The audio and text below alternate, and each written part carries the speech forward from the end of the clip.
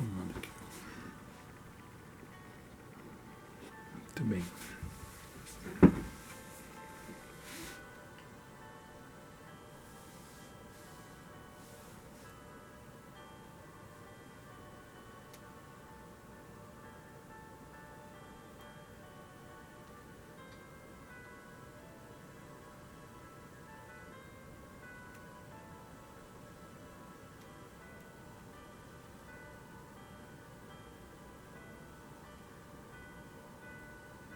Estamos entrando ao vivo na casa de vocês, nesse exato momento, 20 horas e 8 minutos. E vamos estar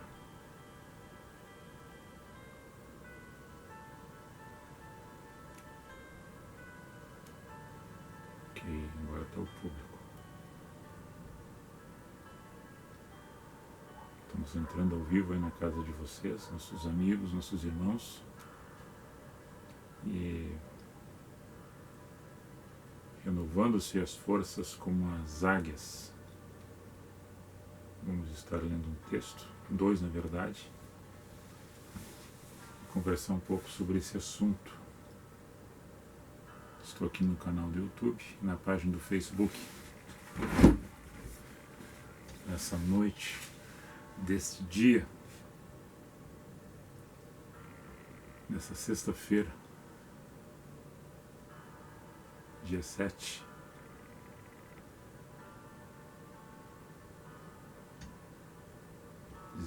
Né? Os dias passam muito rápido. Estamos aí voando, né? Como águias. Que bom que fosse. Todos nós tivéssemos esse entendimento das águias. Essa mensagem de hoje vai trazer informações desta ave aí. Como é que ela se comporta e como que os escritores do Cânon Sagrado trazem mensagem, fazem referência a essa ave. Uma ave com envergadura de 3 metros de uma ponta a outra da asa, uma altitude aproximada de 3.000 metros de altitude, ou 3 km de altitude, mais do que isso às vezes. Voa a uma velocidade aproximada de 250 a 300 km por hora. É uma ave imponente. Faz os seus ninhos no rochedo. Coloca de 1 a 2 ovos. Somente um que vai sobreviver, provavelmente, nesse ciclo. Lá no seu ninho, dificilmente algum vai chegar, algum outro animal vai chegar perto. É de difícil acesso. Somente a águia que consegue. Então, sobre esse assunto nós vamos conversar hoje, baseado nas circunstâncias dos momentos que nós estamos enfrentando. Eu falava hoje com um cidadão, assim como conversei com outros já anteriormente, que a mídia em si, algumas emissoras, principalmente alguns jornais, trabalham em cima do terrorismo, né? Vendem muita imagem do negativismo, focam muito em cima da dor, da tragédia. É como se nós disséssemos que em nossa sociedade a notícia é ruim, ela corre rápido. Agora, se alguém fez uma atitude solidária, alguém fez alguma coisa de benefício para alguém, essa notícia é desapercebida, ela não é propagada. E se alguém ouvir falar que alguém fez o bem, ou ajudou alguém, vai dizer que ou é mais que obrigação, ou vai dizer porque está se autopromovendo. Então esses são os julgamentos das pessoas que às vezes tem um coração inclinado para o mal e não consegue perceber e entender o momento que nós estamos vivendo, e dizendo que muitas pessoas já foram salvas, muitas pessoas já se curaram, outras já contraíram, nem perceberam que estiveram o vírus, já eliminou no seu organismo, já criou anticorpos, é assintomático. Só que isso não é contado. Algumas pessoas falam, alguns jornais falam, mas na sua maioria a propagação do medo, né, do terrorismo, do pavor, é o que corre mais rápido. E também falava hoje com um cidadão, amigo meu, não diferente das outras notícias, chamado telefone sem fio, quando houve-se um recado que é para ser dado e a gente fala aquele recado para alguém, para passar por 3 pessoas. Na quarta, aquela mensagem já não vai receber conforme o primeiro que emitiu essa mensagem. Vai sair toda distorcida, faltando palavras ou acrescentando outras. E o mensageiro que portava a mensagem levou a mensagem errada, foi um porta-voz de uma notícia equivocada. Então é o telefone sem fio.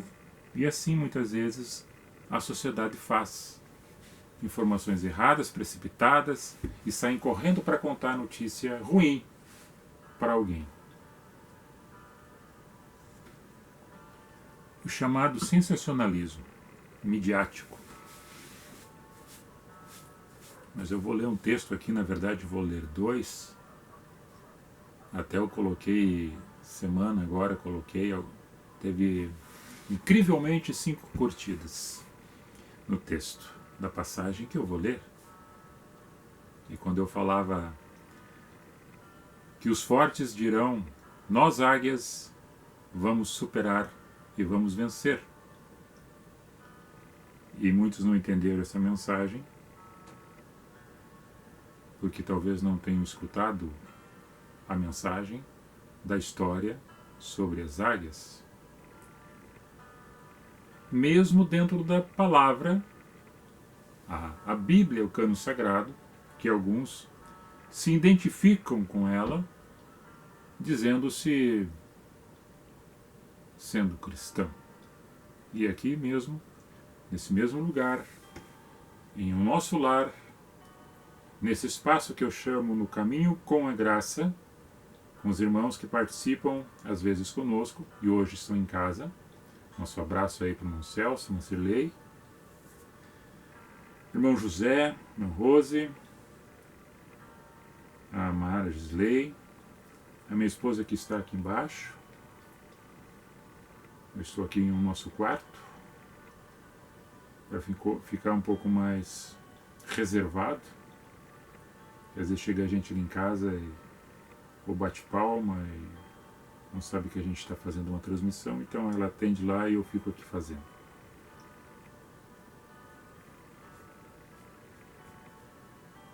Como nós falamos já nas outras reuniões, porque isso aqui é uma reunião minha com vocês, para falar sobre vários assuntos, e o tema de hoje é águia. Superação, adversidade, vencer. Reinventar-se. Renascer. Subir alto.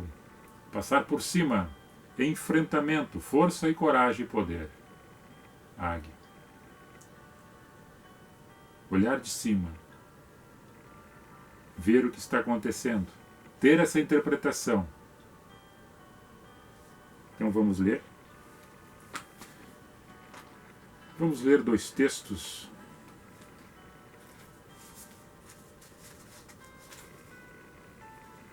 Deuteronômio, capítulo 32, livro da Antiga Aliança, né? Um dos 5 livros primeiros, Deuteronômio. 32, versículo 10 ao 12. Achou na terra do deserto e num ermo solitário, cheio de uivos, trouxe-o ao redor, instruiu-o guardou-o como a menina do seu olho. Como a águia desperta o seu ninho, se move sobre os seus filhos, estende as suas asas, toma-os e os leva sobre as suas asas. Assim só o Senhor o guiou, e não havia com ele Deus estranho. Isso aqui é Moisés escrevendo essa passagem, né? Deuteronômio, o cântico de Moisés, o último cântico de Moisés. E esse cântico ele faz uma menção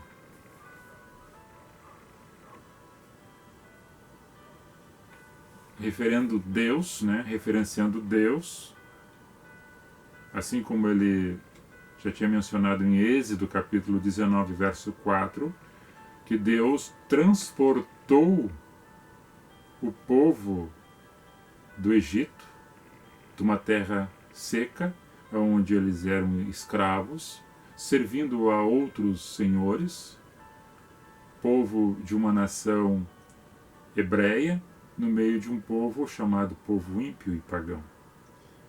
E aí Moisés faz uma alegoria, ou uma metáfora, de uma linguagem que Deus trouxe todos como filhos sobre as asas da águia e os conduziu para um lugar seguro.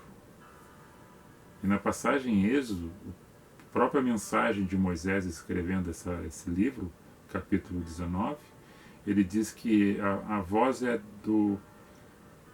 da primeira pessoa. Eu os trouxe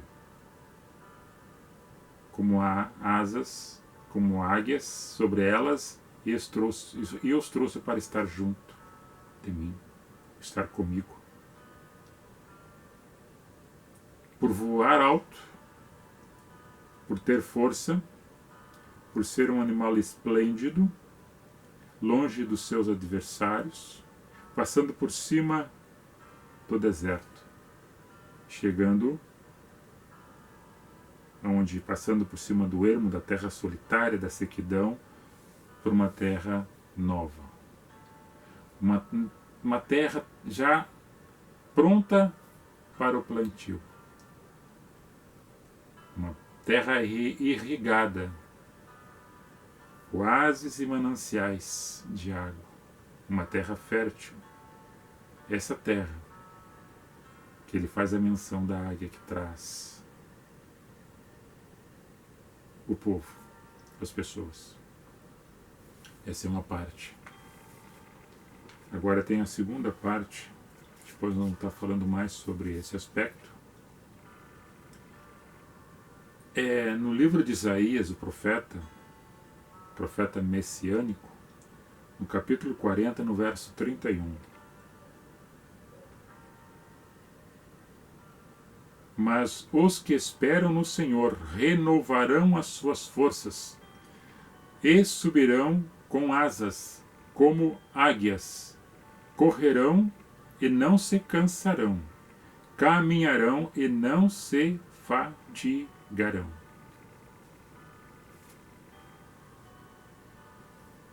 Então, esse é aqueles que esperam no Senhor, que renova as suas forças.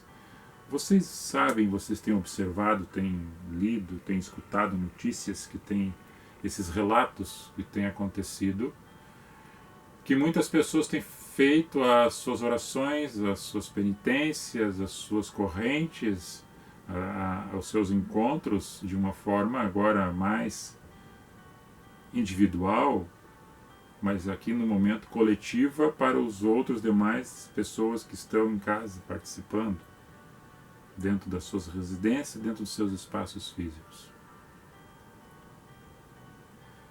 Dentro da fé que cada um possui, na esperança de esperar no Senhor, que vai renovar as suas forças. E ainda diz no verso anterior que o jovem certamente cansará, mas o velho, o idoso, ele prosseguirá e renovará as suas forças como se fosse aquele jovem. Porque a experiência do ancião, a experiência das pessoas que já têm um legado de vida, que têm histórias para contar para os seus filhos e para os seus netos. Experiência. Essa força que espera no Senhor, ele renova.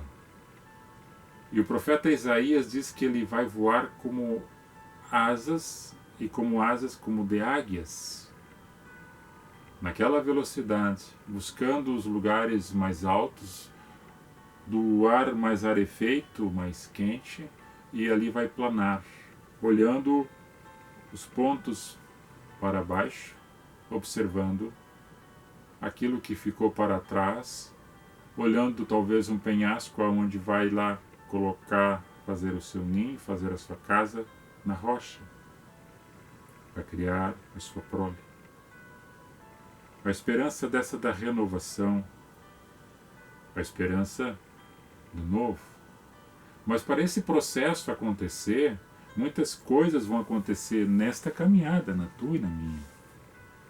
Muitas pessoas estão falando, dando seus palpites, suas opiniões.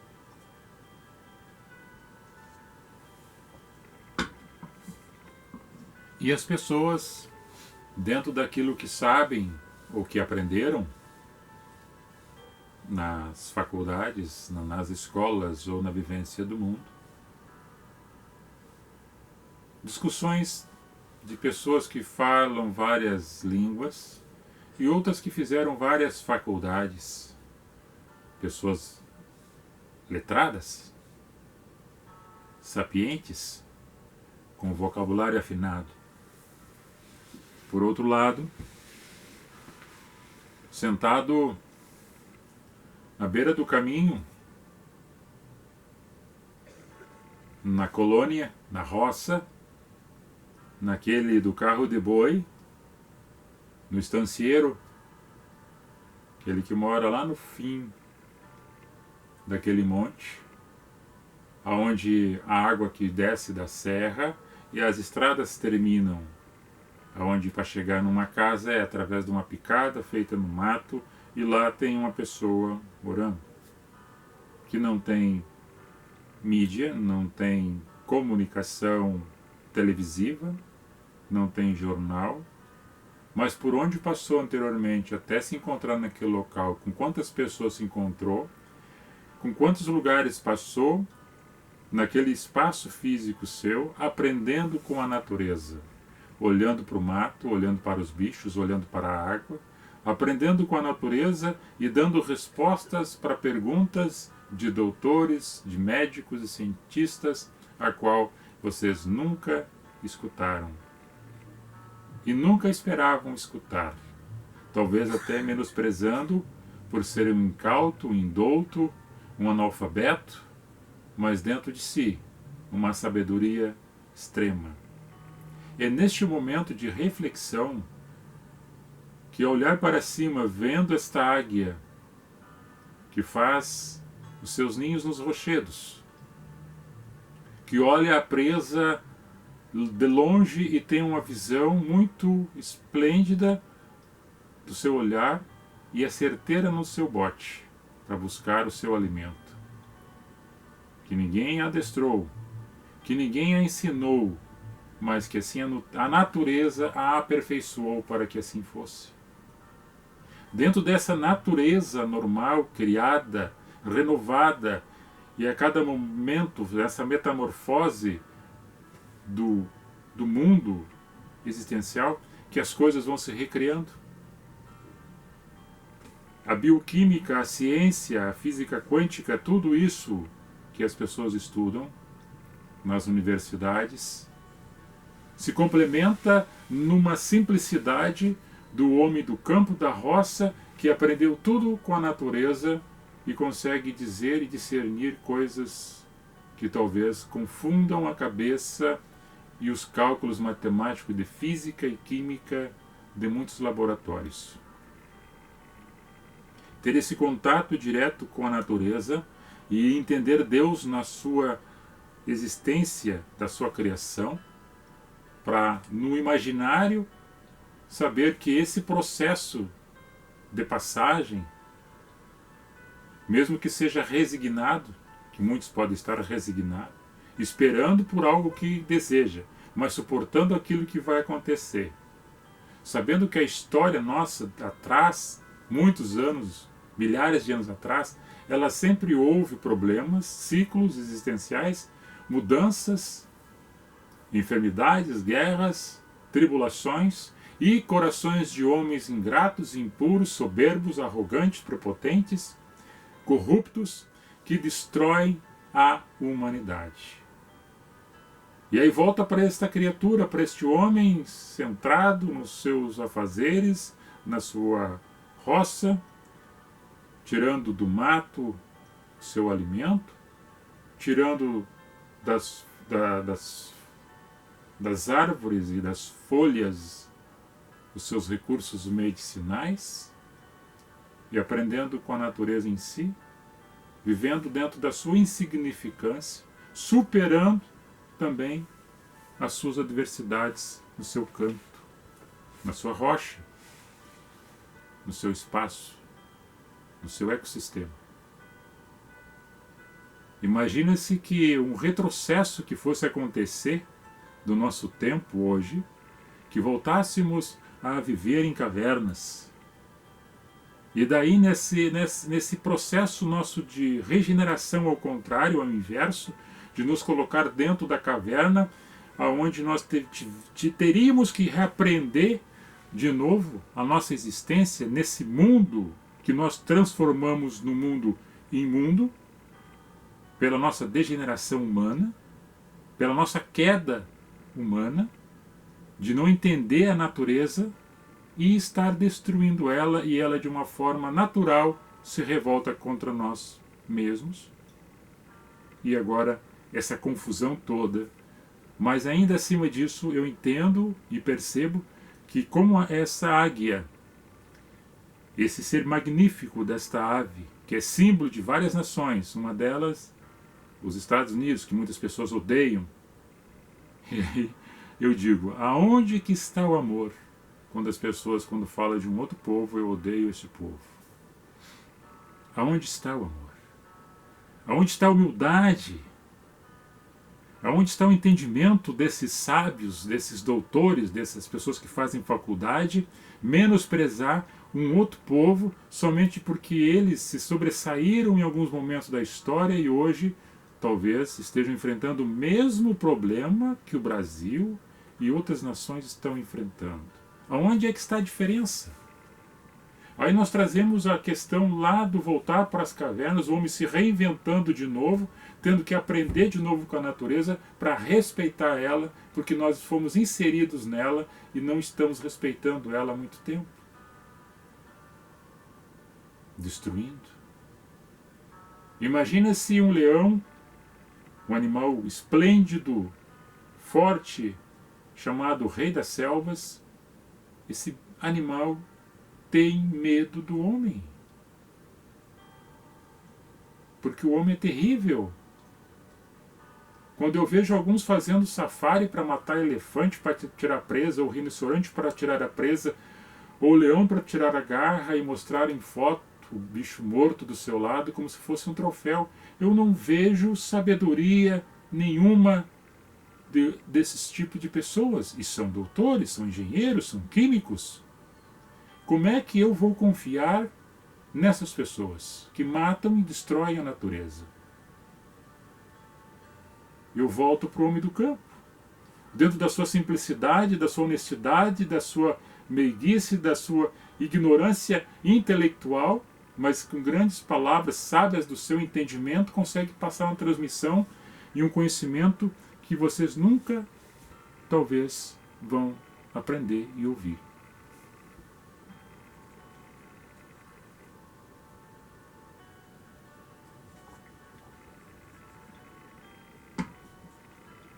Voltar aos tempos e aprender a superação das coisas com a natureza. E os homens estão batendo cabeça. Os homens sábios, os doutores, as lideranças, os poderosos, Aqueles que já estavam fazendo o projeto de eu vou sentar lá, eu serei isso, eu serei aquilo. E hoje cai por terra, talvez até o seu sonho, a sua vontade, o seu desejo de estar fazendo carreira num processo de empresa, num processo de sociedade, num processo de associação, num processo de política.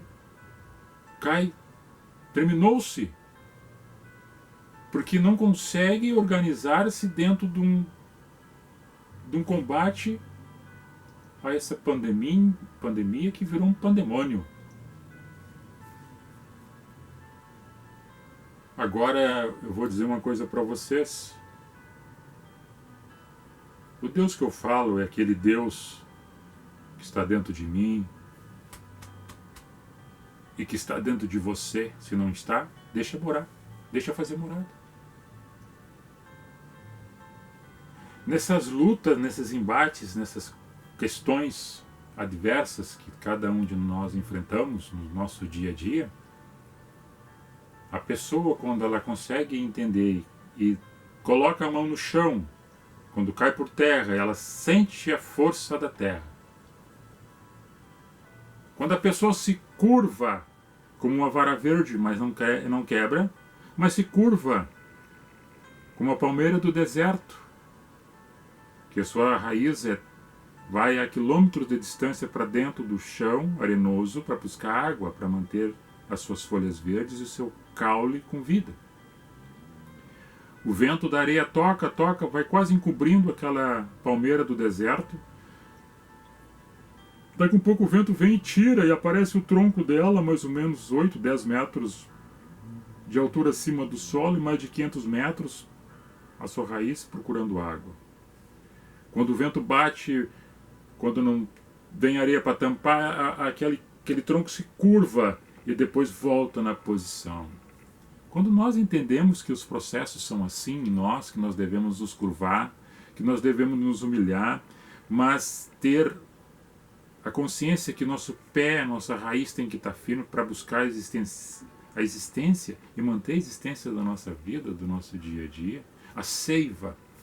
Por isso que Cristo, com toda a sua sabedoria, com todo o seu amor, com toda a sua fraternidade, toda a sua solidariedade, sua compaixão, ele explicou, ele foi uma parábola viva caminhando no meio dos povos, no meio das tribos, no meio das pessoas, no meio de seus discípulos e daqueles que odiavam a ele por falar de amor e de paz, e de reconciliação, de renovação, de transformação e de falar de reino dos céus. Foi odiado. Quando ele fala em João 15 que nós deveríamos ser como uma videira, que a videira é ele mesmo, que ele é essa videira, mas se nós, sendo como videira, um galho enxertado nessa videira, um galho seco que foi enxertado na videira e com a seiva, que é seu espírito, entrou em nós e nós começamos a dar folhas, flores e frutos, e cada vez que podava-se, que tirava-se alguma coisa ruim desse galho que ainda tinha nele, que representava nós, representava você, mais flores, mais folhas e mais frutos estava se produzindo. Agora, se em Cristo, que é essa videira, se eu e você conseguirmos estar nessa videira enxertado e permanecer nela, a gente, no processo da nossa caminhada, a gente vai produzir bons frutos. Como é que as pessoas não compreendem isso em Cristo, dizendo que são cristãos? Longe, agora a ciência vai resolver tudo. A ciência existe porque existe uma sabedoria do homem que a Deus a colocou para que ele buscasse essa sabedoria para fazer o bem, não para levar vantagem, mas para multiplicar o bem para milhares e milhares de pessoas. Quando nós o vimos e foi o homem que, através do seu conhecimento e um grupo de pessoas assessorando, criaram a vacina, a BCG, que combate várias enfermidades, contra a paralisia infantil, as vacinas contra H1N1, contra a gripe, as vacinas contra o tétano, várias vacinas. Então as pessoas trabalharam dentro disso aí, com amor, pensando no semelhante, pensando no próximo, as pessoas que eles nunca viram, nunca conheceram, e multiplicando bem para a humanidade, decorrente de erros de várias pessoas anteriormente que fez com que isso acontecesse, pelas nossas escolhas erradas. E nesse processo de nós entendermos como é que acontece com a águia, voltando para ela, para encerrar. Muitos já escutaram isso, outros não. A águia vive aproximadamente de 70 a 80 anos. Alguma de forma extraordinária pode chegar até 100 anos, mas dentro da média da aceitação, da razoabilidade, é entre 70 e 80 anos. Então, se ela tem essa projeção na sua própria natureza, a sua natureza ensinou que ela deveria, num certo período do meio da sua existência, fazer a sua renovação. Porque chegou num ponto que ela tem que subir alto e ficar lá naquele penhasco. Porque agora ela está na meia-idade, vamos supor 40, 35, 50 anos, e ela está fraca, e ela está com o bico torto, não consegue mais se alimentar direito, as suas garras curvaram-se que ela não consegue pegar a sua presa, e as suas asas estão pesadas, não consegue voar. Quando chega nesse estágio, ela vai para o rochedo dando seu último voo, imaginando-se a sua renovação para superar o momento que ela diz assim para ela mesma: ou eu faço essa mudança ou eu morro. Lá do alto ela contempla a natureza de vários voos que ela tinha dado, imaginando ela voando novamente, vendo as águias novas voando, indo longe, dando seus rasantes, olha para o lado e vê outros ninhos feitos com filhotes nascendo e outros criando plumagem, e a natureza em si fazendo seu ciclo. Eu disse: eu quero viver. A águia fala para si mesma: eu quero viver. Alguém me deu essa vida e me deu esse dom, mas eu tenho que sentir um pouco de dor para mim de novo viver. E ela bate com o bico na pedra, ela bate como se batesse com a cabeça contra a pedra para que aquele bico caísse, porque estava curvado. Sangra e cai aquele bico. E leva um processo demorado até que nasça um bico novo. Com esse bico novo, forte, robusto, ela vai até nas unhas e arranca, sangrando, os seus dedos da sua pata. Com o bico novo, arranca, um por um. É muito dolorido esse processo. A sua carne dói. Mas ela consigo, ela olha de novo o horizonte, olha o céu, olha o mar, olha a vegetação, olha as outras aves voando e diz: eu quero viver. Eu vou vencer. E assim tira de todas as unhas dos seus pezinhos, das suas garras, e espera novamente que a natureza faça em si o crescimento das novas garras, das suas unhas. Quando crescidas estão, ela tem que tirar as asas, as penas das asas, que estão pesadas e velhas. E ela vai e puxa, uma por uma. Outro processo dolorido, sangrando, machucando, mas ela não cansa de fazer isso, porque ela sabe que essa metamorfose, essa transformação, essa renovação, ela tem que passar. Ela tem que acontecer. Essa dor, esse isolamento, lá nesse peral, essa retração de vida que não está mais com seu companheiro ou com a sua companheira, só vendo os outros fazendo alguma coisa e ela retraída na sua própria vida. Mas imaginando que vai sair dali, que ela vai voar. E assim tirando a pena de todas as asas, essas compridas, que dão estabilidade para o voo, arranca. Tem que esperar agora nascer novas penas para que possas alçar voo. E passa o período. E ela ali sem alimentar-se por esse tempo. porque ela fica muito tempo também sem alimentar-se. A natureza ensinou ela, a natureza propôs isso para ela e ela aprendeu. Aí quando nasce, ela vai fazer um ensaio. Ela começa a bater as suas asas de 3 metros de envergadura e se lança do precipício. E só abre a asa e sai planando. Sai planando. E ali vai ela para mais 30 ou para mais 40 anos. Porque ela quis isso. Porque ela sabia que dependia disso. A sua superação estava nela mesmo. A mensagem era essa.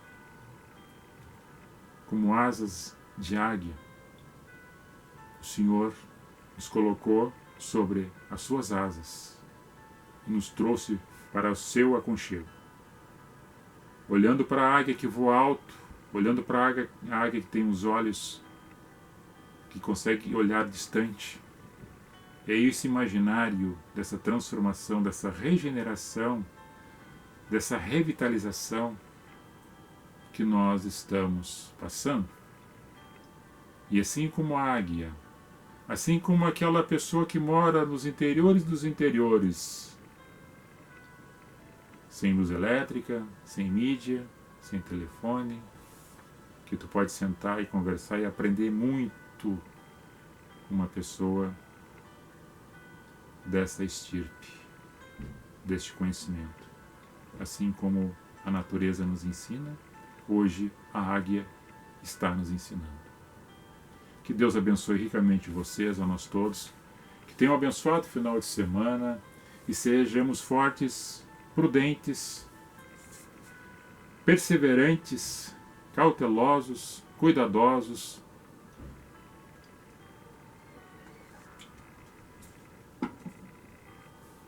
Fazendo o asseio, asepsia, lavando-se, usando máscara, álcool em gel, evitar aglomeração de pessoas, filas distantes de mais ou menos de 1,5 metro a 2 metros de distância uma da outra, não ser impacientes, não ficar com estresse, sair correndo achando que o mundo vai acabar, não. Vários momentos já passamos, esse é mais um processo e nós vamos superar isto também, com muita disciplina, com muita orientação, com muita paz, com muita fé e com muito amor. Nós vamos vencer. Ok? Vamos ver se eu consigo ver quem que está conosco aqui para ler os nomes. Eu vejo aqui que a Leonique Neves Feijó está ali, dando uma boa noite. Paz e graça, prima. Tudo bem conosco? Está tudo bem conosco, sim. Com vocês aí, tudo bem? Diogo Souza, um grande abraço. Ao amigo Cláudio Agro. Obrigado, Diogo, colega vereador. Para você também, para sua família. José Carlos da Rosa, boa noite. Para você também. Colega bombeiro ali de Santa Catarina. Já está na reserva também. Mara Flores Rolim, boa noite. Caio, estou a ouvi-lo novamente. Obrigado pela companhia, Dona Mara Flores Rolim. Obrigado, paz e graça. Fica na bênção, na dispensação do amor e na fé de Cristo Jesus. Celso, paz do Senhor, estamos na escuta. Amém, irmão Celso. Daniel e Michele, abraço. Deus abençoe nós todos, Daniel. Enaide compartilhou o vídeo. Obrigado, prima Enaide.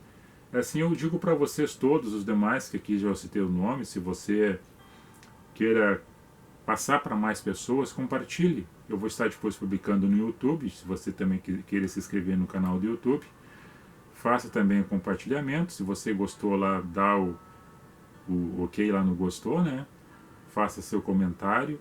Nós aceitamos aqui o que não gostou e que gostou tranquilamente, sem problema nenhum. Isso aqui é somente uma questão espiritualizada, né, para nós nos fortalecer e vencer. Mais uma vez, porque Cristo é conosco, Cristo é com você.